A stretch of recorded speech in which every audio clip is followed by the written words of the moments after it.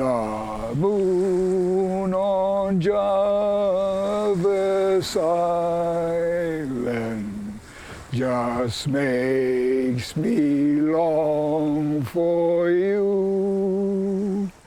Each lonely night as I sit in my shack, it brings memories of you.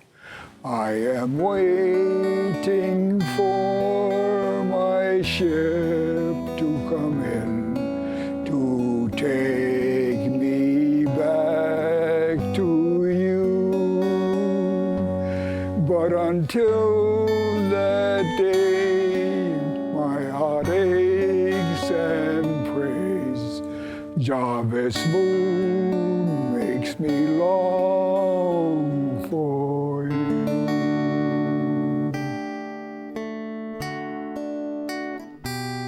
When we had a full moon, it was a time when you more or less felt homesick for being, because we were away from home, and we thought about our family, friends, girlfriend. And Frederick Lee, my partner, said, George, we should compose a song about Jarvis. And I said, okay, that sounds like a good idea. And so he brought out his guitar and he started to play. I first really heard about the colonization project when an archivist at Bishop Museum asked me if I was related to a George Kahanu. And George is my grandfather.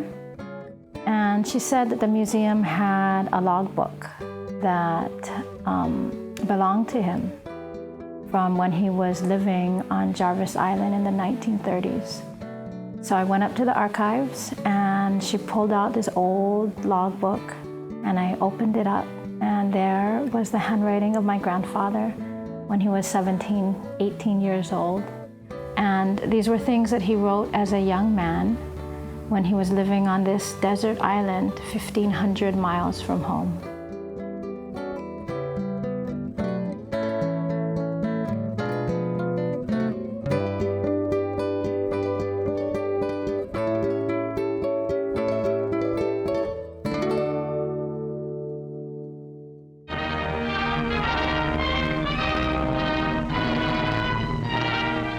Washington, in the Department of Commerce, presiding over aviation affairs, sits able Director Eugene Vidal. Of an assistant, William T. Miller, Director Vidal makes a curious request. You think you can dig up 12 young men who are willing to go out 3,000 miles in the Pacific and live on a desert island, maybe for months?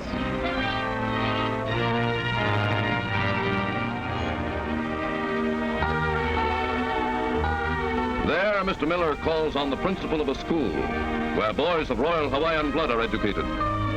From among these young American citizens, U.S. Agent Miller enlists volunteers for a secret adventure.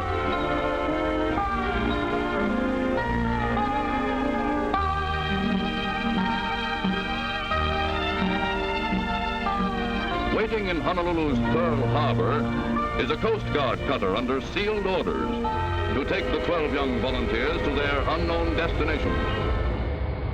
The whole story started for Kamehameha Schools with the arrival of a complement of people from Washington, D.C., who were here to find out how to go about colonizing 3 tiny little islands in the middle of the Pacific Ocean. One of the places that these people first went was to the Bishop Museum. While at the Bishop Museum, Lieutenant Meyer, who was to set up the whole operation, met Albert Judd. Now, at that time, the trustees of the schools were also the trustees of the Bishop Museum. Lieutenant Meyer and one of his assistants and Mr. Judd got to talking about how to go about settling these islands, and Mr. Judd volunteered Kamehameha students. Do you remember what they told you about the project? Absolutely nothing. They just said, you're going on an island. They didn't say why, what, or where. Well, I was still a student at Kamehameha Schools. In fact, I was a junior.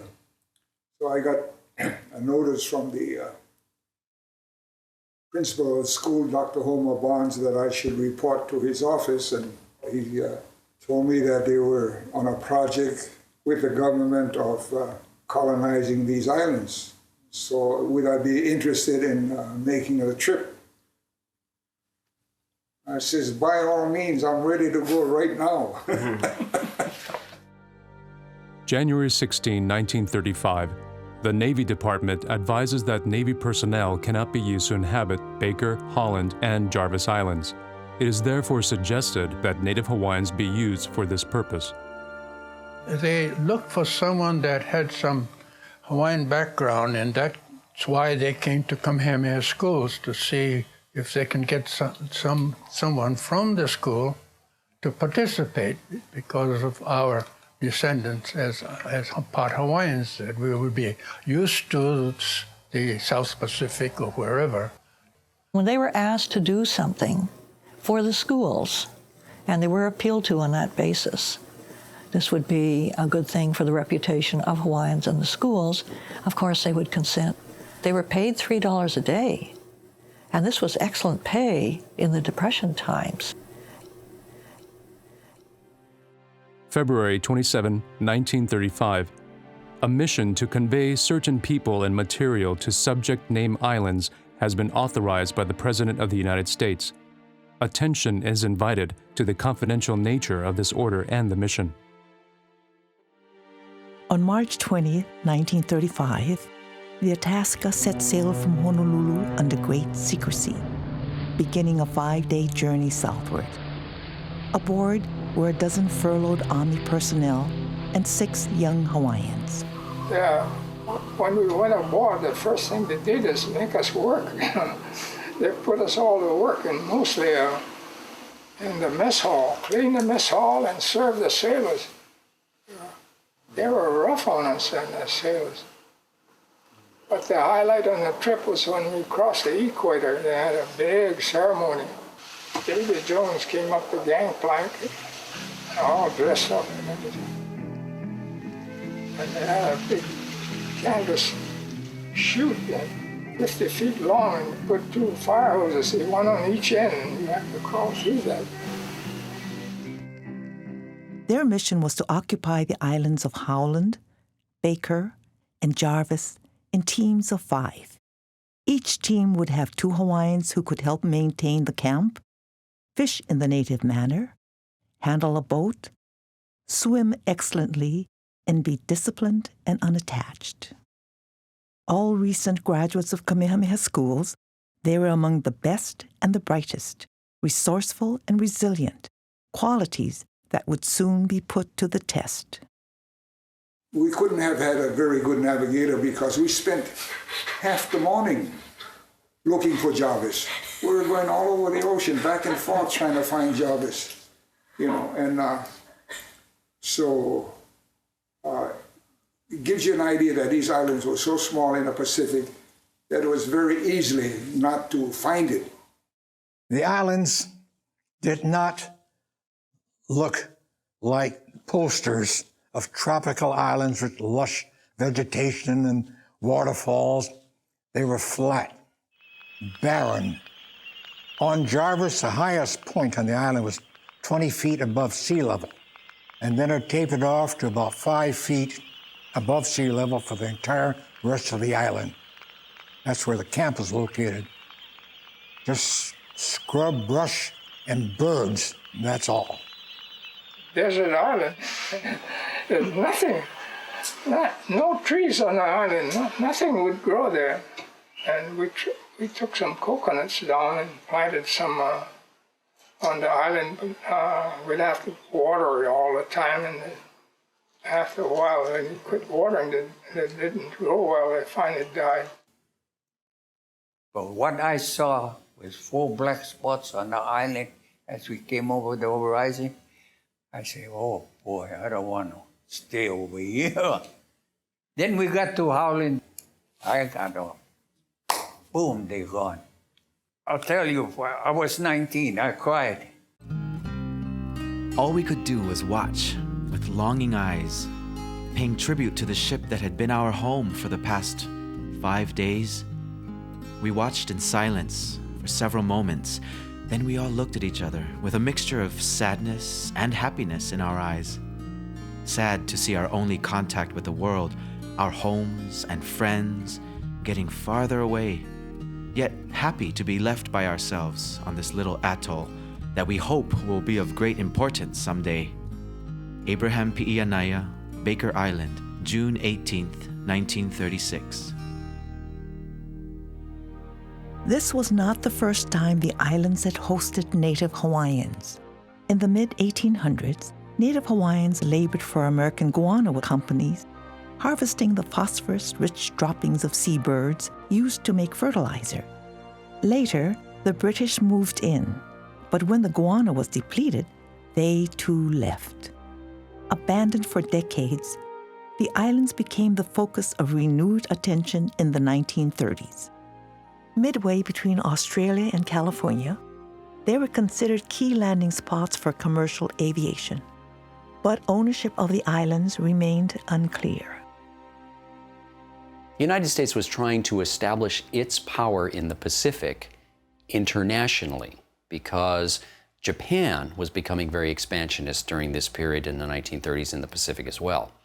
So to counteract that, the undercurrent of this entire project was for the United States to be able to claim more territory, other islands in the Pacific, and the public justification was commercial aviation could possibly use these islands.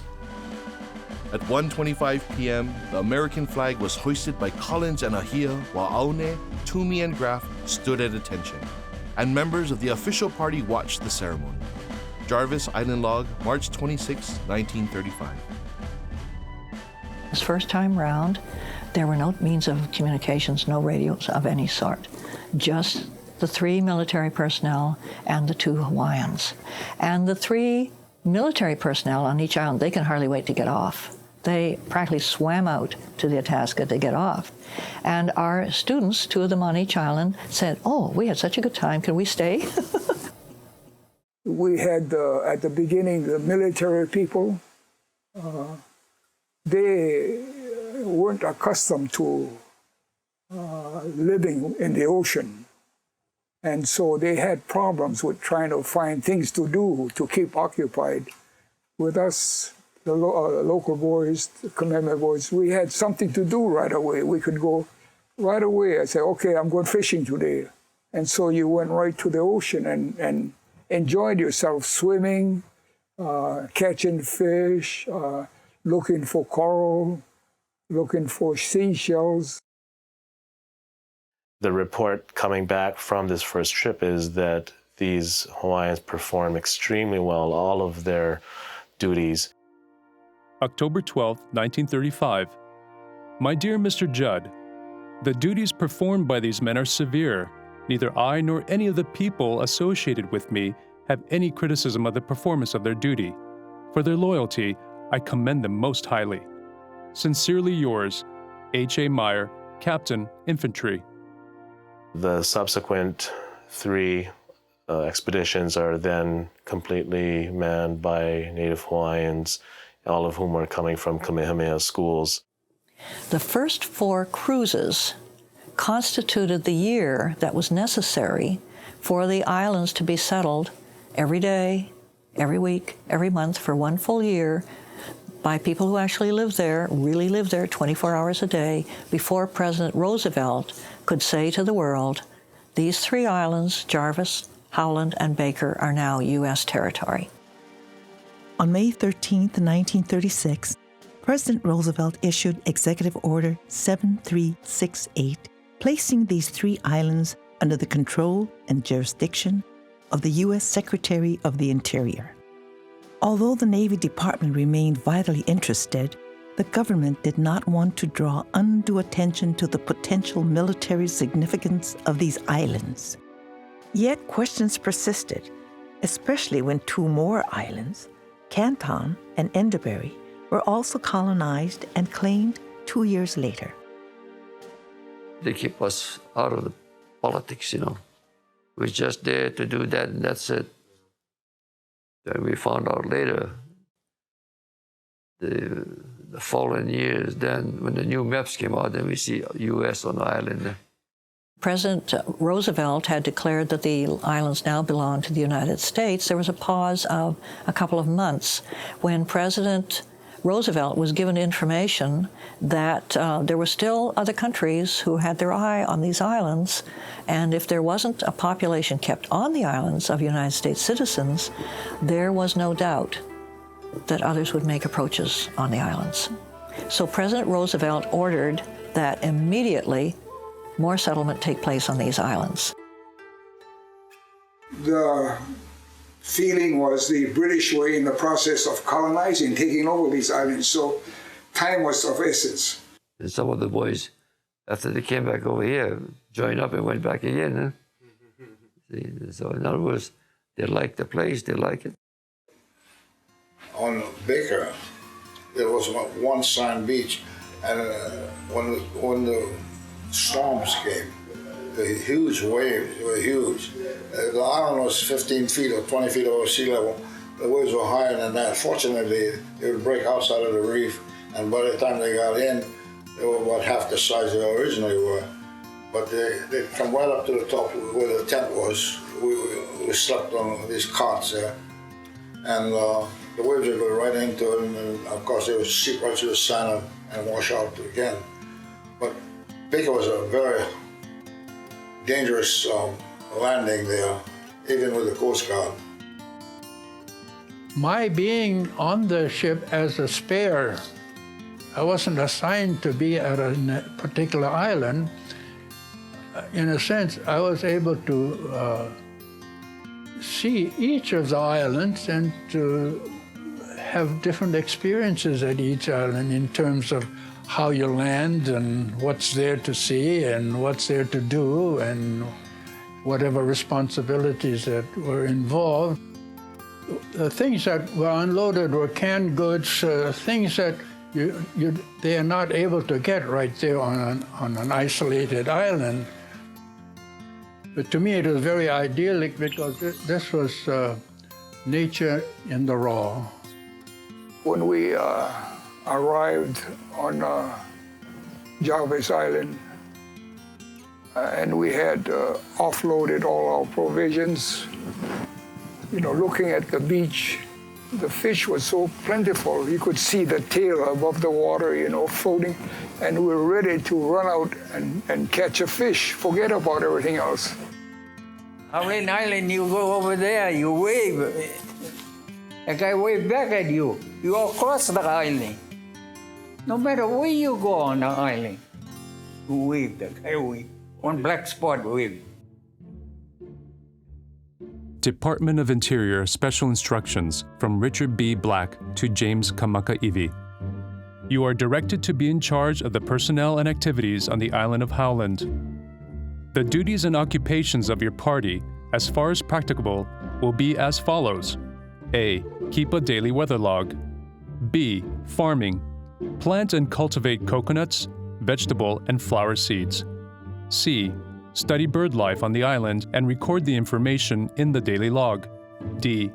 Collect insects, plant life, and such other specimens that are desired by the Bernice P. Bishop Museum. E. Fishing. Record daily all types of fish caught in the daily log. F. Keep the daily log, recording everything of importance and interest. The first night on Jarvis was a frightening experience. We had no radio, no means of communication with the rest of the world. It was exile. As we sat down for dinner, hundreds of hungry mice scampered around us. We heard them as we slept. George West, Jarvis Island, June 15, 1935. We kept accurate everything what we did. Mm-hmm. I told Jacob, you know, when you put that stuff, put down accurate. Everything we did, no added stuff. And I try to keep the thing as pinpoint as you can. And what they write in there, oh my God. And what I write, I did the same thing yesterday, today, and tomorrow I'm going to do the same thing. What am I going to do? Write what? I went out looking for shells. Today I'm looking for shells. Tomorrow I'm looking for shells. So what I right, boy? When they're in the log, I got all jammed up on the log. Not only me. The evening after dinner, the full moon glided over the horizon in all its splendor and beauty, making all other stars and constellations in the heavens seem insignificant. As we watched in silence, the panorama continually changes. Everything is as it was, never as it is. We see the moon as it was 1, 2, or 3 minutes ago. I glance at Young, and he seems to be in deep reverie. Suddenly he says, "I'm just wondering how many other people are watching that same moon." Abraham Pi'ianaya, Baker Island, July 3rd, 1936. To be able to open up a 60-year-old logbook and look at its pages and read from the handwriting of some really illustrious people. These were men who went on to become professors and mayors, police officers, and ship fitters. And yet here was this moment in time when they were just starting out. And they were poetic and eloquent and even funny. Charlie almost died from laughter this afternoon when he was given the pleasure of cutting the hair of a doorknob. Said doorknob being Lum's head. After cutting a relay of nicks and various grotesque shapes, and not counting timeouts to gain back strength lost from laughing, Charlie finally finished. Not having a barber's license, Charlie let the hairless one go free of charge. Solomon Kalama, Jarvis Island, November 22nd, 1936. As the project continued, the Department of the Interior created more permanent homes for the colonists. Tents gave way to wooden cabins, and homemade ovens were replaced by kerosene stoves. Evening talks continued around the kitchen table, but now the colonists could radio home to loved ones. The project also expanded beyond Kamehameha schools. Eventually start to bring in both non-Kamehameha alumnus and students, as well as non-Hawaiians. You have a number of Asians who are recruited to be student aerologists and radio men, a few Chinese and one Korean. You also have local and Hawaiian students being drawn from other schools. After I graduated McKinley High School, well, I got a job as a radio technician in one of the radio stores in Honolulu. After that, the Department of the Interior approached me and asked me if I was interested in being a radio man for expedition down the South Pacific. One of the objectives of this project was supposed to be to get weather reports to supposedly support starting of air routes from California all the way down to Australia. I have to take some report and radio to Palmyra Island to the Pan American ship Northwind. Northwind would take my report and in turn radio to Captain Music with a Pan American survey flight to Auckland, New Zealand. Clouds, the type of clouds, but they gave us a real crash course on clouds, you know, to distinguish the different clouds, rain, and stuff like that. That's the one we turned back to them. The number one was the weather. That's the weather report they had to make. You had to make one at 6 midnight. Sometimes you break it into, they might want 4, but that was there was 6 in the morning, noontime, 6 in the evening, and midnight. And they went to the station down in Wailupi. After an early breakfast this morning, Anakalea went out to the north end of the island to fish. Killarney and Folinga combed the island for insect and plant life. I remained in camp to take weather reports, and in between the hours, I constructed an oven using 2 old hardtack cans. James Kamakaivi, Howland Island, August 22nd, 1935. all four of us going to take turns do the cooking.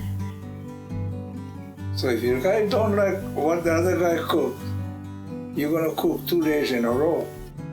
We had one person to be the cook. We had cook's assistant, person take the weather reports, and one person to be the floater who had no responsibilities. And these duties were assigned for a week at a time. And then after a week, we rotated.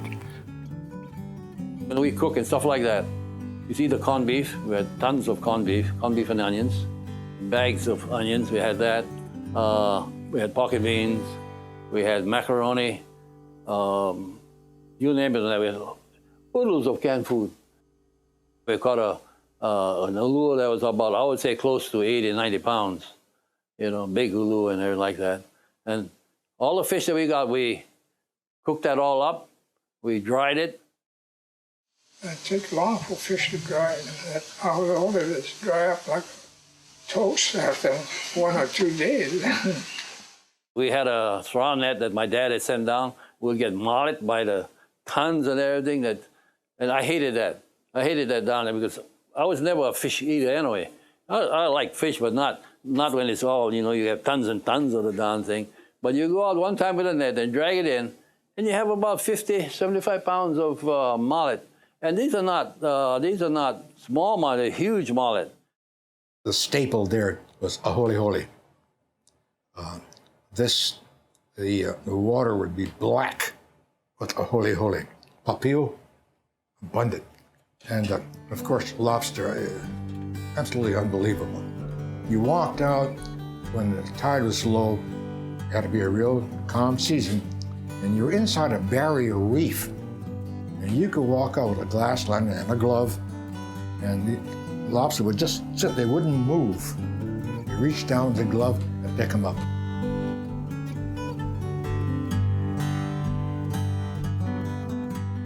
The place is loaded with sharks. Every morning, that's all you see, sharks all over the doggone place.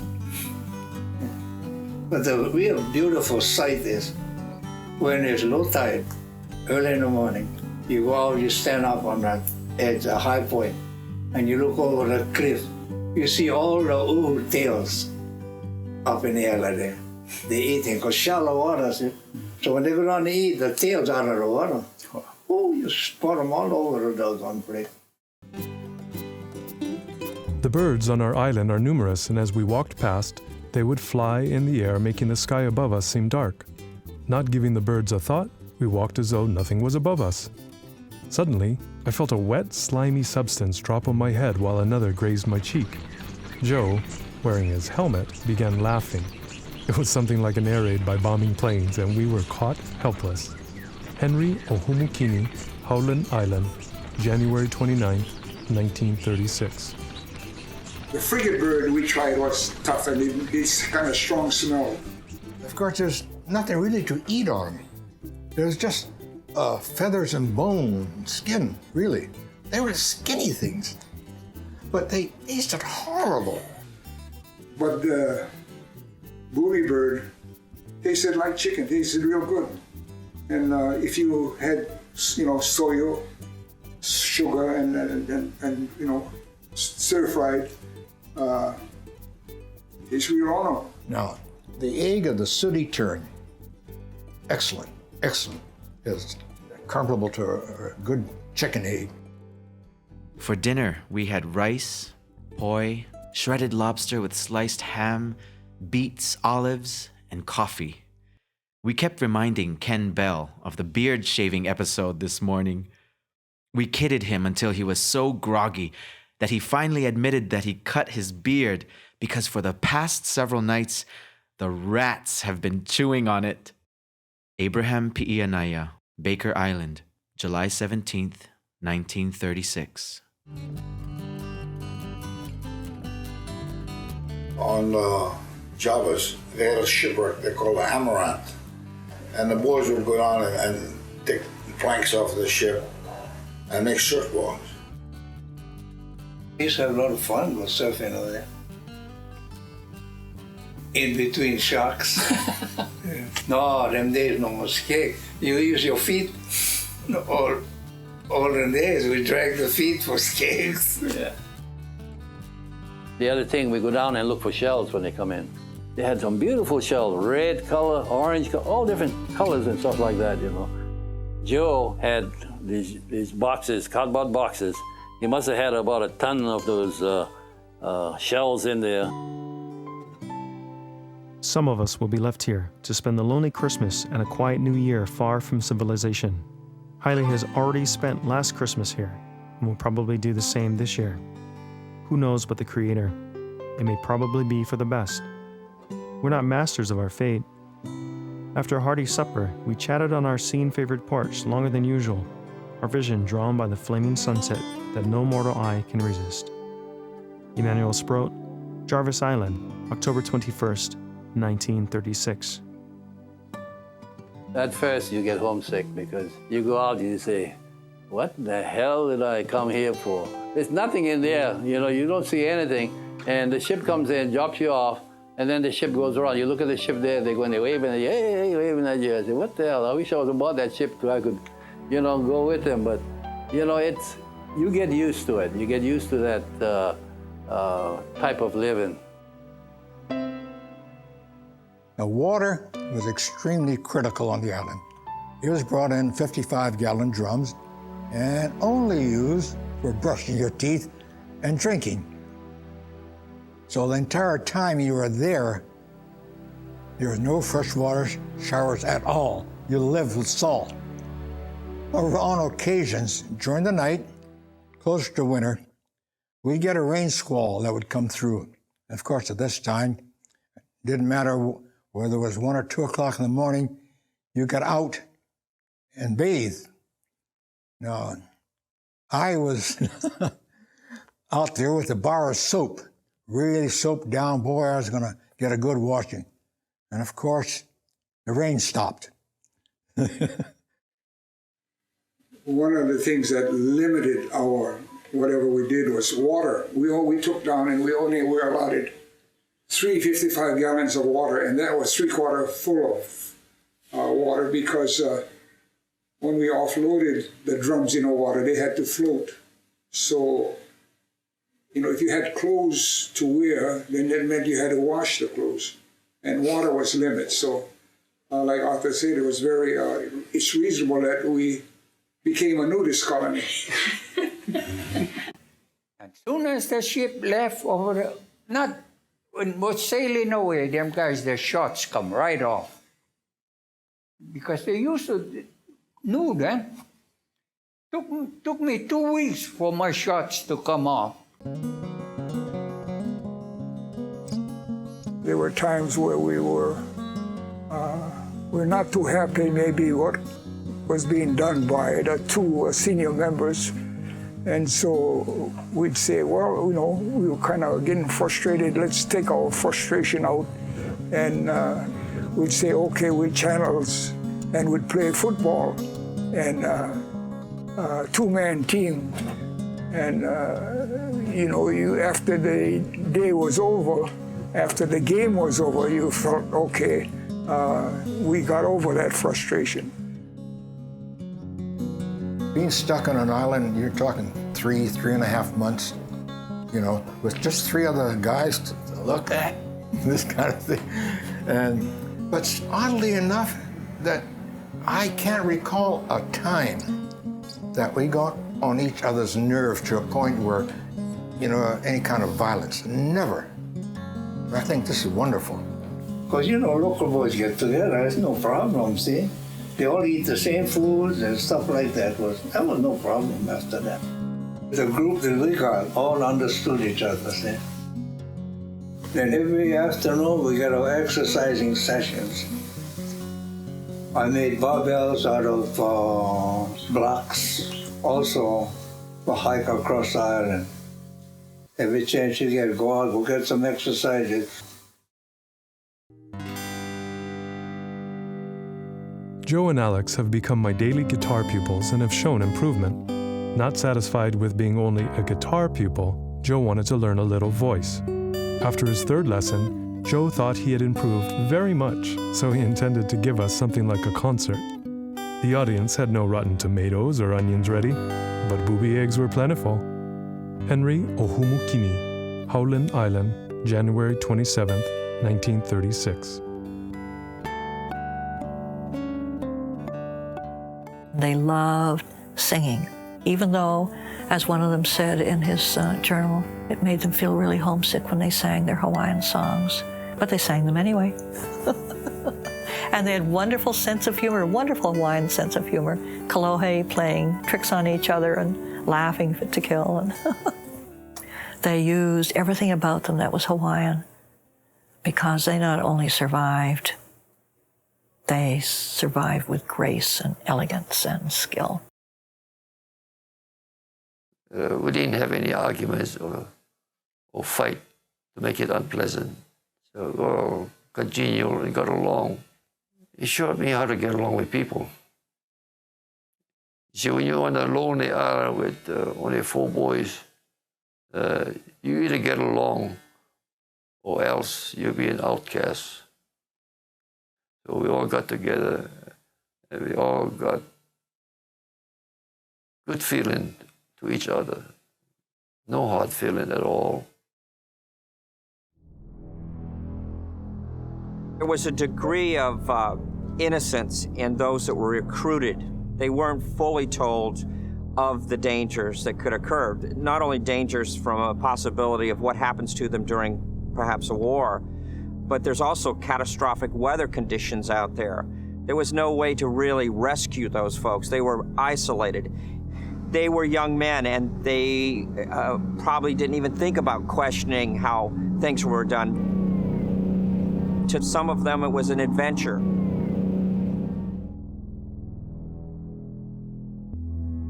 In 1937, it was announced that Amelia was going to undertake a flight all the way around the entire world.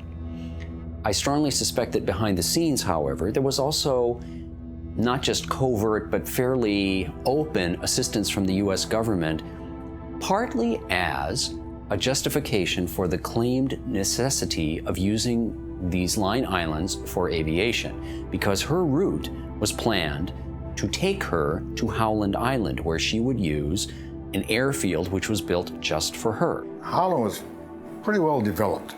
You know, they had nice buildings, grounds and things here because of the preparation for Amelia Earhart. One of the mothers sent us some curtains. We put them up in the window of the bedroom where Amelia was going to sleep.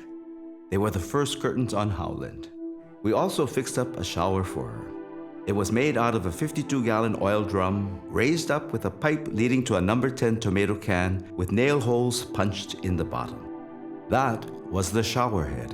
Solomon Kalama, May 5th, 1981. The U.S. Coast Guard cutter Itasca, the ship used to transport and supply the colonists, had been assigned to communicate with Earhart to guide her to Howland.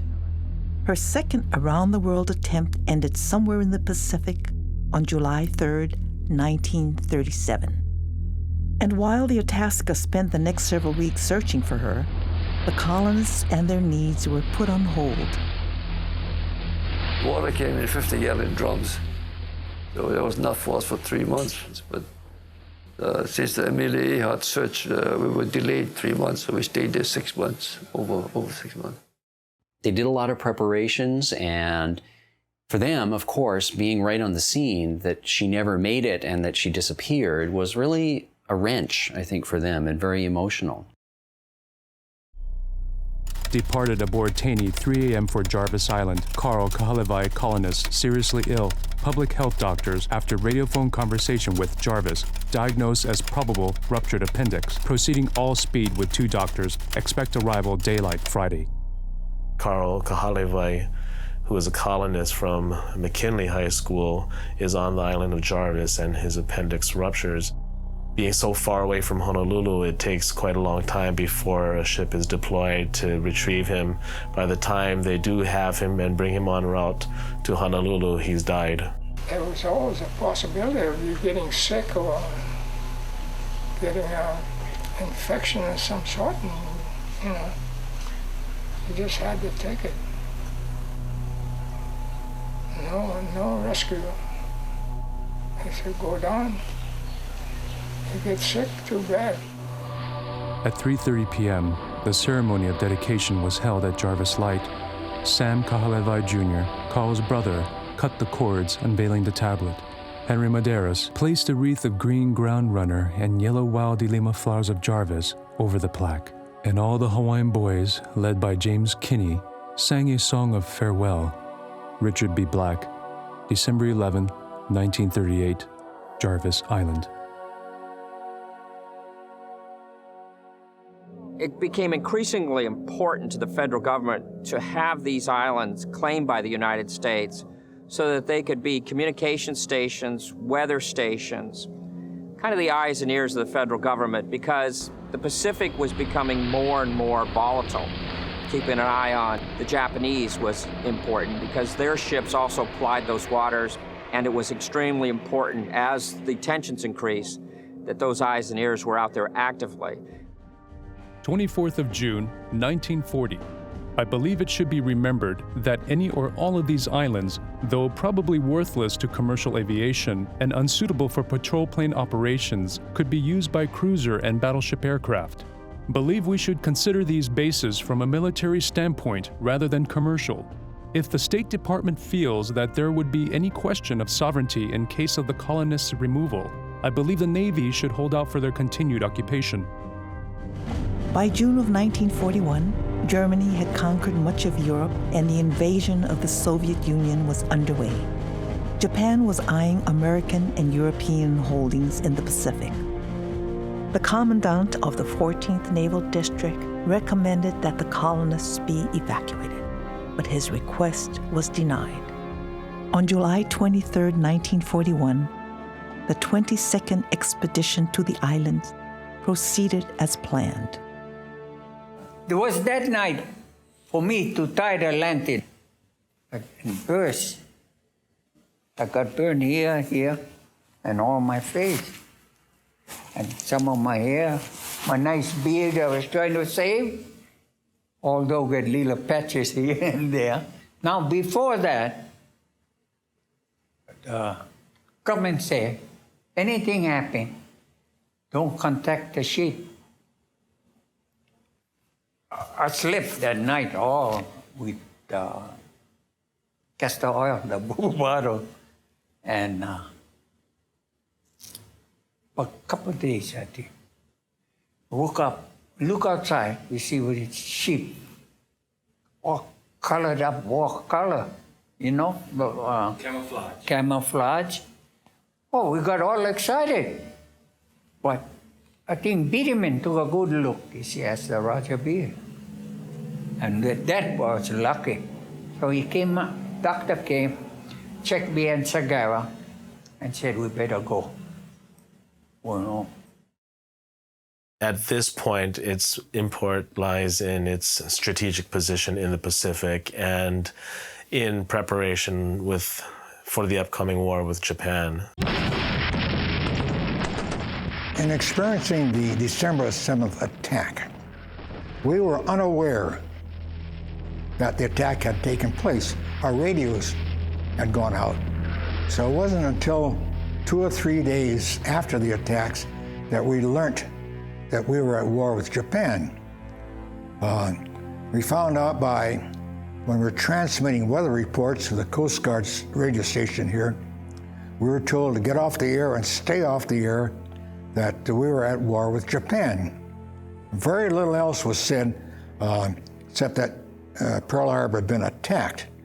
And of course, this great concern to all of us, not knowing what happened to our families, the condition of the islands. Howland Island became a focal point of the Pacific War within the first few hours after the attack on Pearl Harbor.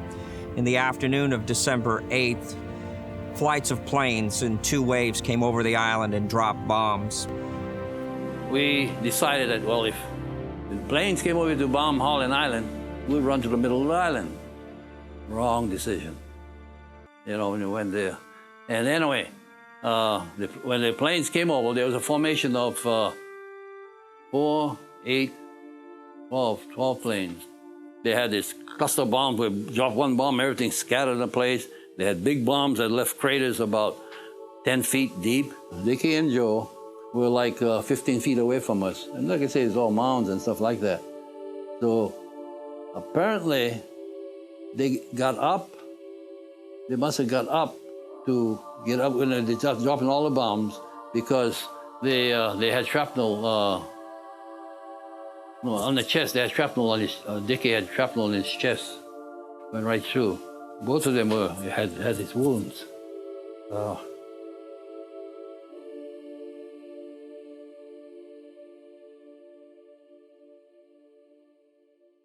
So anyway, what we did, we went back, got some blankets, got anything what we could to pick them up and carry them back.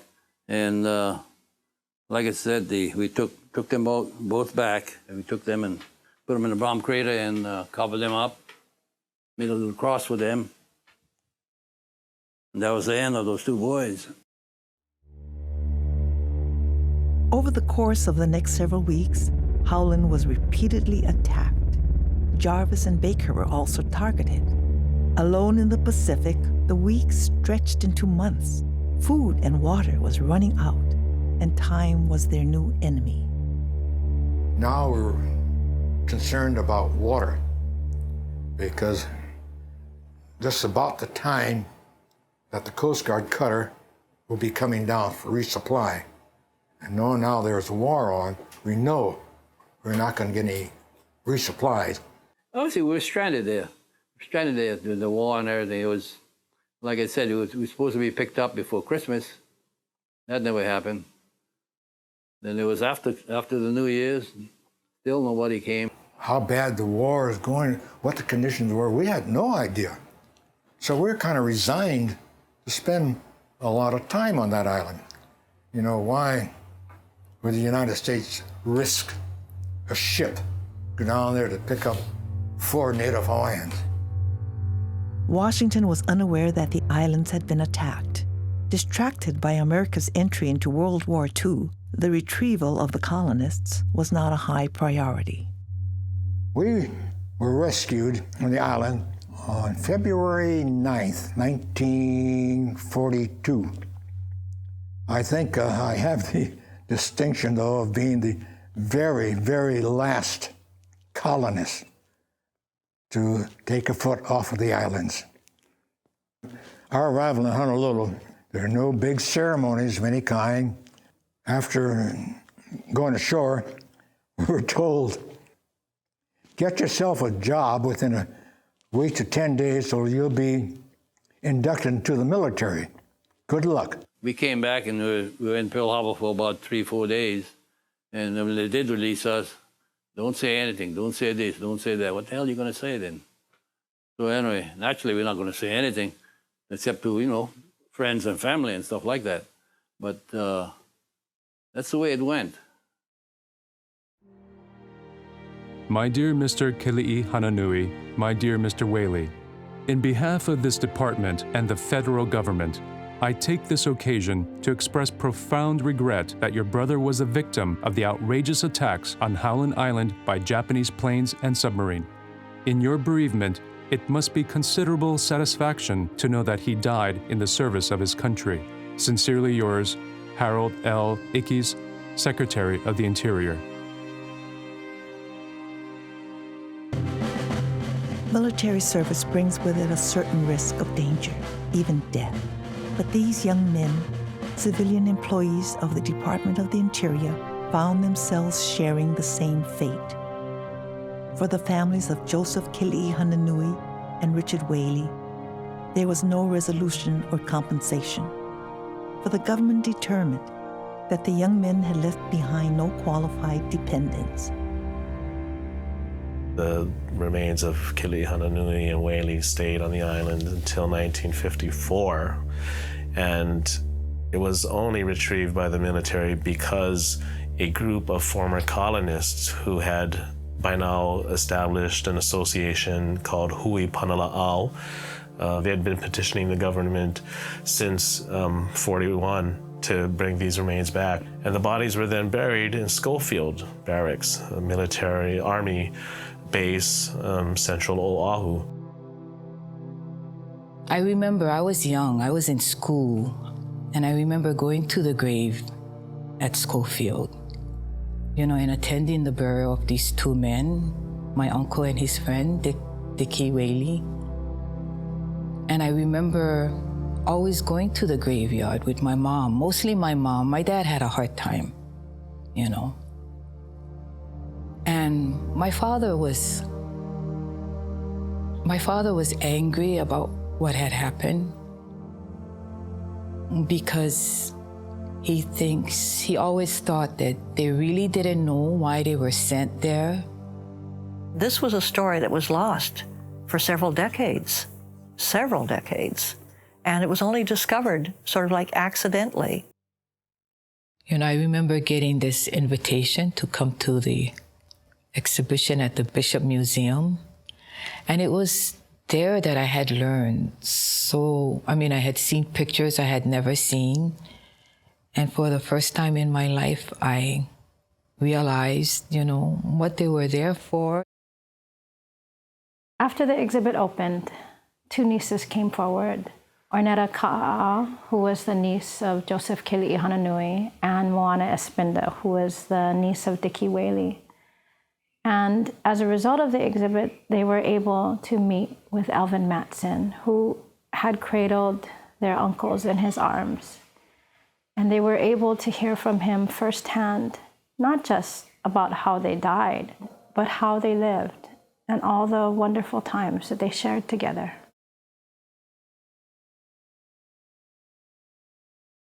It wasn't until the new episode that was brought back to life in terms of the museum's project and the oral histories where the government finally listened to the descendants and had them moved to a place of honor in 2003, buried at the State Veterans Cemetery. We finally got the state of Hawaii to concede and honor our two fallen comrades.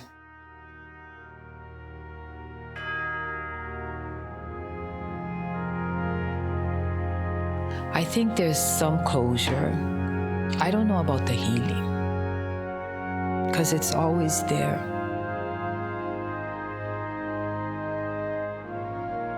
It's sad because a lot of people don't know what happened. It will always be important for my generation, for the generations after us to know what happened.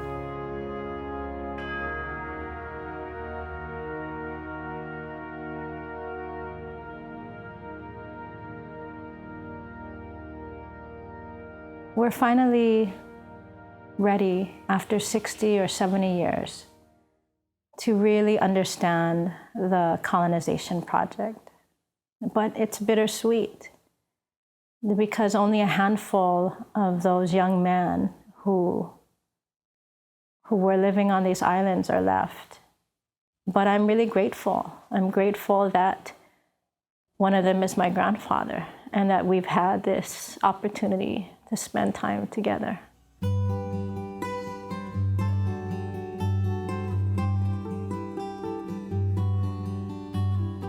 I feel in my own heart that we did contribute. What we did there had a bearing on how this war went in the Pacific for the U.S. forces.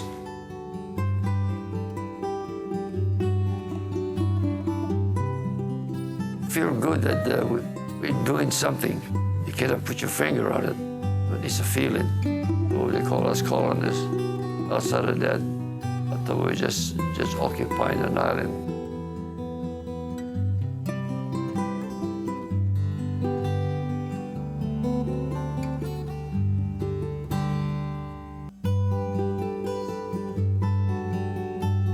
I hope I live to see the day that the Panola'au get the recognition that they so honorably deserve.